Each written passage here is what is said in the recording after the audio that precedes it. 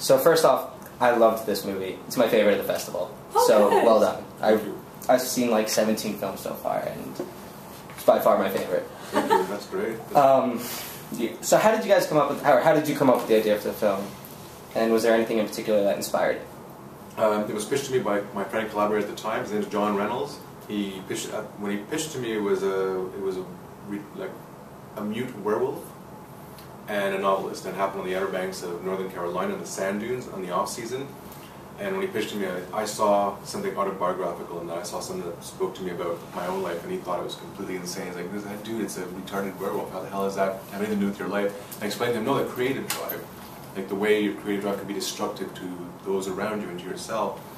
And between his wacky tendencies and my more dark sensibilities, we continued working on the story until eventually he went down to Los Angeles, and I came up to Montreal, brought the story with me, and the sand dunes became snow, the werewolf became a sleepwalking cannibal, and the novelist became an artist.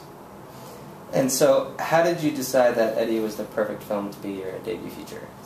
I wish I just decided like this one, and then it just all happened. I think if only that it was that way. I want to make this film, and everybody gives you money, and then you go out and make it the next day.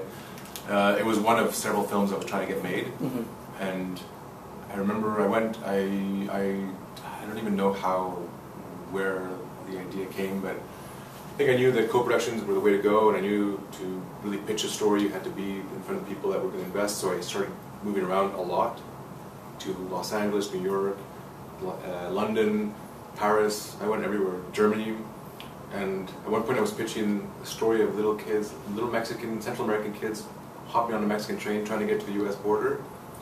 And I saw in Europe people's guys kind of glazing over, and I said, and I got this other one about Sleepwalking Cannibal. They're like, tell me more. And is that why the title's so blunt? No, I actually, I hate to admit to it, but I was enthusiastic about the title. I thought it could be misleading to something more campy and more over the top than what's actually on screen. Canadian distributor said, the hell with that. It's just you got to give the title what it is, and have people come and watch it, and then they can discover what it really is about when they see it. It's not a misleading in a bad way, and so I think that was the best thing that they've done so far, was to give it that title. And what was it about you, for you? What was it that drew you in the most? Because I know the name alone for me is what got me there. So. Drew me in the most. Well, obviously the part. Like, I really loved Leslie, and I saw a lot of myself in her, and I really enjoyed the writing and the way the scenes went. It was definitely something I was looking for in my career, to have a role like that. It was one of my more mature roles that I'd taken on, because I've been working on in younger parts, so that really drew me in. And just how to balance, like, you know, I'm like the sane side of the movie, you know what I mean? So it was fun to take on that, and the boys got to be all wild and crazy, which is fun for them. But yeah, it was definitely the character and the writing and the scenes that I was going to get to do.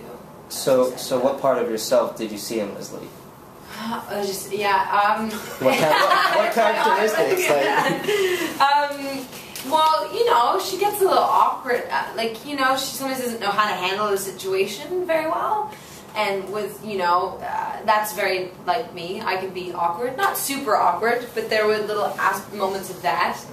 And I liked how the dialogue flowed to allow me to talk in my own natural rhythm. Because sometimes it's hard when you work on certain pieces that are very different from you. It's a different structure of rhythm with the way, you know, you naturally speak.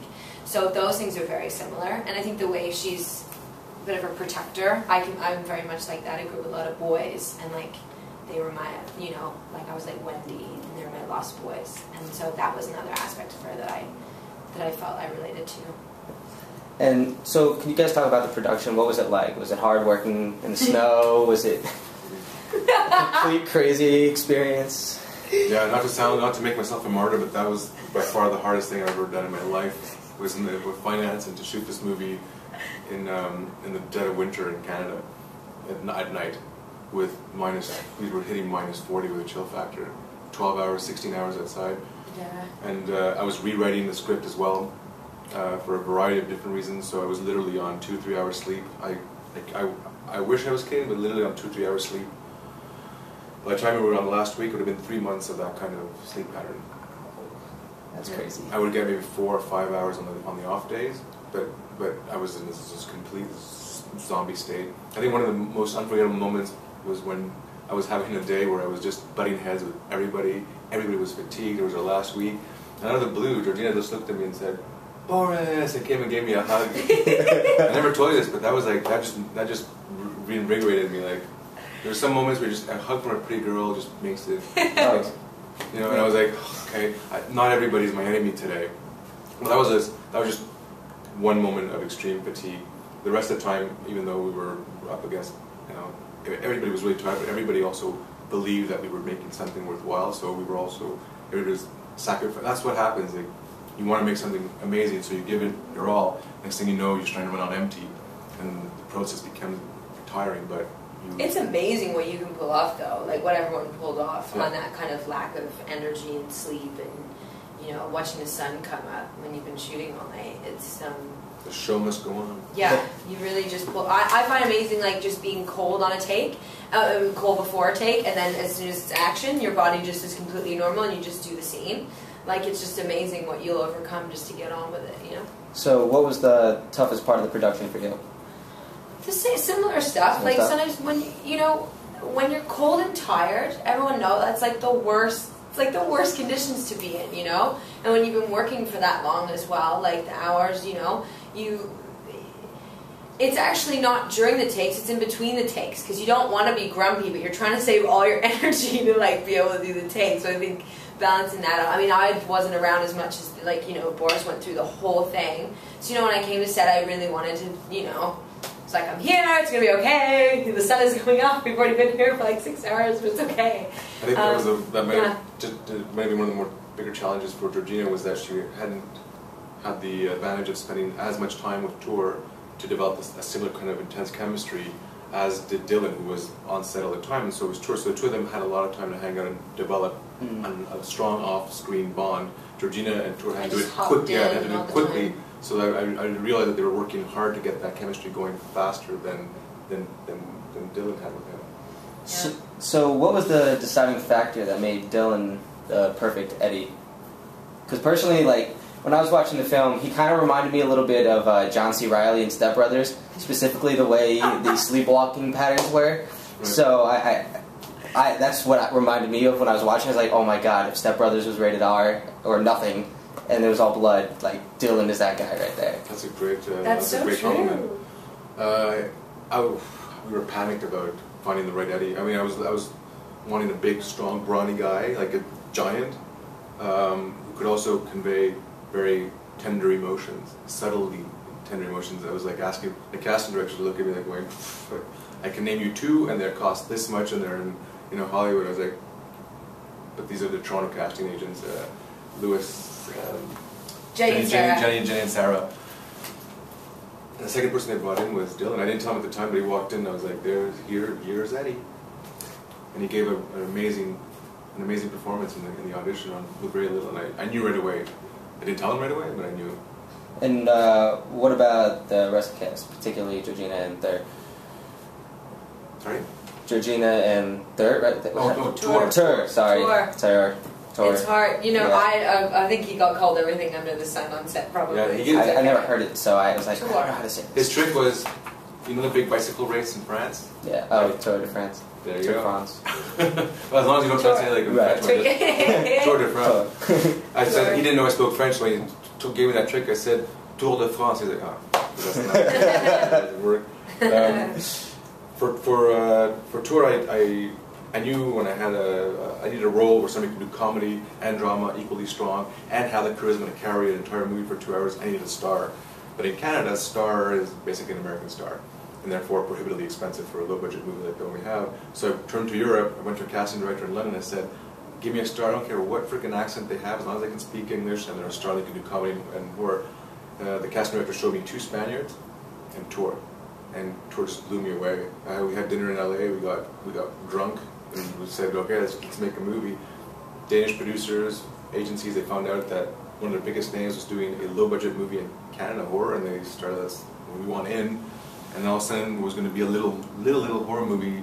Became, well, not a big movie, but we had a budget that we could work with all of a sudden. And Georgina, when time came to cast Leslie, I was in Toronto, and Georgina walked in, and similar to the Dylan process, I was like, I think I cast Leslie. And Sarah was like, 2 more days of business to see, so calm down. And then after I cast you, it was like, then I saw Pontypool. I was like, what the hell? I just recast Pontypool. Stephen Academy. Yeah, he was like, no, I wasn't as, you know, it's like a young kind of ex-army chick in Pontypool. Yeah, no, it's a little different. Yeah. So, it was Boris's first film, and you've been in a good amount of film and TV. Can you talk about working with him and what he did differently than some of the other directors you've worked with in the past? Be really careful how you answer. Well, it was a huge. Well, it's, you know, it's different when you have a director when it's their baby. You know what I mean? Whereas a director has been hired for something, or has a project they really like, you know. And it was like Boris was doing everything, and I just think that and doing it like on that kind of lack of sleep and I think that Boris did like extremely well for the conditions like you were under. I thought you were great on set, and he cared so much about the care that he had for the project and for the characters and for the story and the rewriting that he did. You know, normally it's actually like, we're doing rewrites now, like what? But it was no, I really need to get this. I need this story to work, and I need it to flow, and but he was really open to us being like, yeah, I can see that, maybe we'll do this, and it was kind of a collaboration when that stuff happened. But I think that, you know, it was Boris's baby, and he really took a lot of time and care to make it exactly how he wanted it to be. And I think that can sometimes be so difficult, especially in this industry, to push through with that persistence. So I think he was awesome.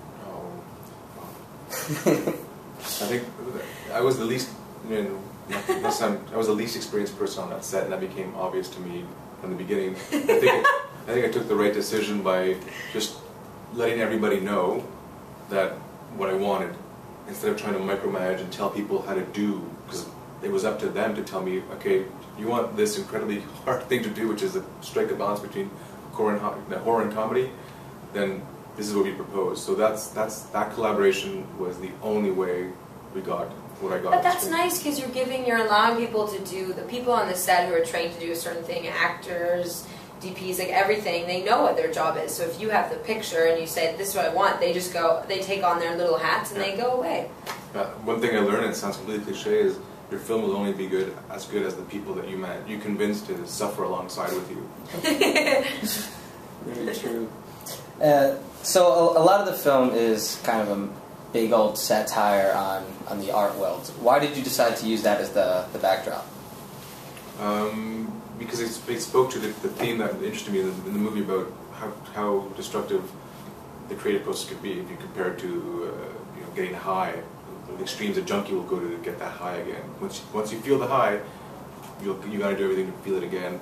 And it just felt like the art world fit that theme, obviously for obvious reasons. It's creativity, it's the art world, but also because the art world it's a good target for satire. You know, I'm from an arts background, so I certainly have respect for art with a capital A, but I also know that there's a lot of BS that's part of the art world as well. So I think doing both, like clearly somebody who's willing to have people killed in order to make his art is taking things very seriously.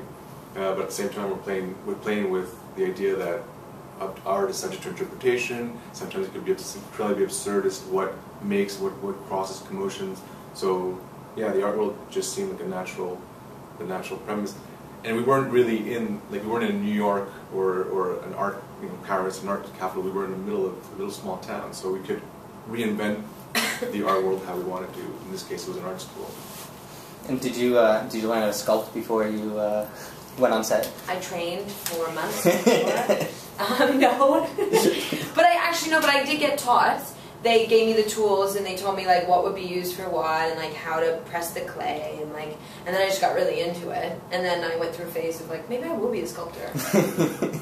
So was that yours in the movie? Did you actually make that? That big guy? That's weird. Circle thing? I think I pressed it a couple of times in between takes, so that's a good contribution. Yeah, totally. So one of the things that really stood out to me in the film was the small things, particularly the radio commentary at that radio station.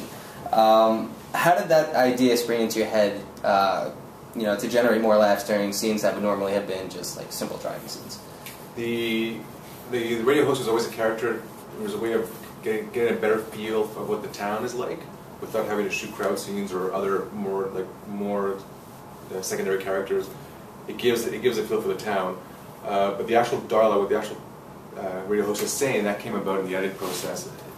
It was almost like a means of reinforcing certain things or fixing certain elements by deciding what that radio host is saying. So it was almost like a clever crutch that sort of came about that was already there. So we did go through the process of hiring, casting that. This is after we shot. We casted that radio host. We did some voices and we found the perfect voice, and then we wrote accordingly to what we had cut and just helped it bring it all together. And I also knew that I loved Stephen Wright in Reservoir Dogs. That radio host really gives that film a complete feeling by not even talking necessarily to things happening in the film. So I knew if done right, it could have that kind of an impact. Cool. And I want to hear this from you because I have my own reasons for it. But why did you decide not to show the audiences the painting, or any of the paintings for that matter? Because you can't say, if you show a painting to somebody and say this is great art, just because of what we was talking about before, art is subject to interpretation. Half the people will go, screw that, that's not art at all. And the other half will go, really, is that art? And they might be made to feel patronized by the film by saying this is great art. So like not Reservoir Dogs, but another Tarantino film, the briefcase that opens up and it's got that gold and glow. Mm-hmm. You can't, there's nothing greater than what you can imagine. So people are left to imagine how amazing that painting is. For me personally, it's like a little happy smiley face. It's simply extremely simple and gay.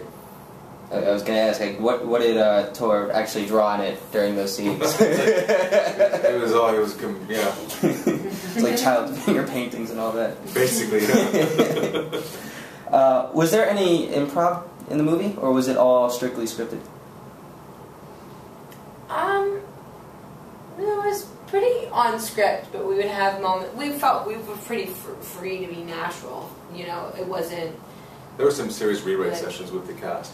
There were rewrite sessions like right close to the time of shooting, and so there were those moments. But what was really we'd maybe speak through the scene. Like Tor and I would speak through the scene together with the rewrite and be like, this works, but this doesn't, and we kind of help out that way to keep the to keep it flowing natural.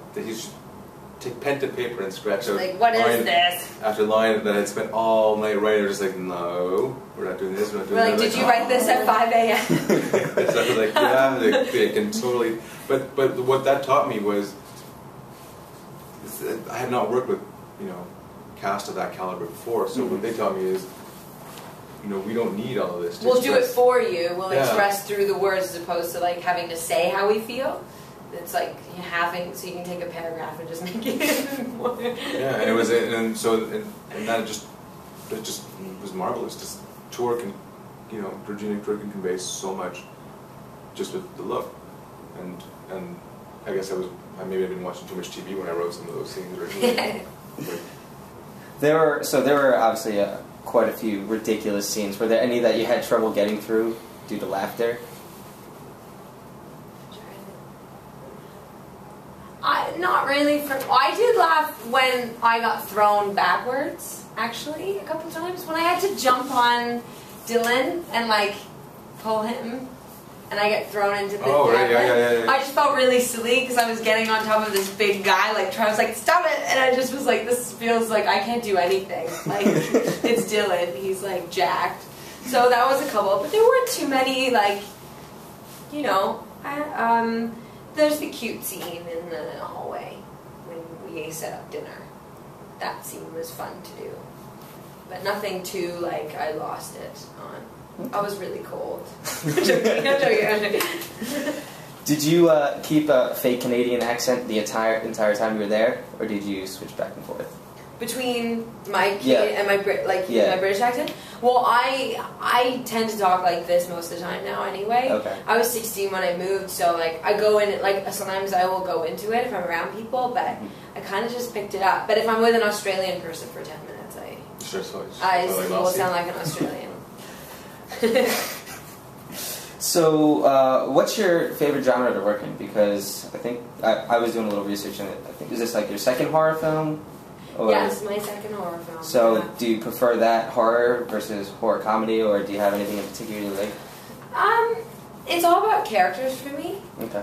I don't really have a genre. Like, I'm really happy that I've gotten to work in horror, because you don't, like, and to work in it in a way that's not just, like, the stories have a meaning and they have a point. It's not just, like, not there's anything wrong with, like, just, you know, crazy gross horror, but, like, I enjoy that I actually get to be a person and there's a story and that unfolds. So, but it's all about characters for me. Like, if I normally just like to read a script and see if it affects me, and so it doesn't really matter what genre it is. It just depends on whether it, you know, something out of me. For you, sir, what do you think the current state of the horror genre itself, and what is it about the genre that draws you to it?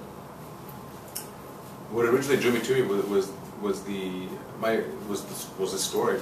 I had to do a lot of research to see what kind of horror movie I was going to make. Prior to that, I had a very narrow appreciation of what was horror. I never liked gore porn. Don't like people on meat hooks unless it's funny. So unless it's done completely outlandishly over the top, I'm not into it. I don't like cruelty. But I always loved dark humor, and I always liked classic creepy ghost stories like Guillermo del Toro, Devil's Backbone, or The Orphanage, or The Others, or The Mist. Something creepy and scary.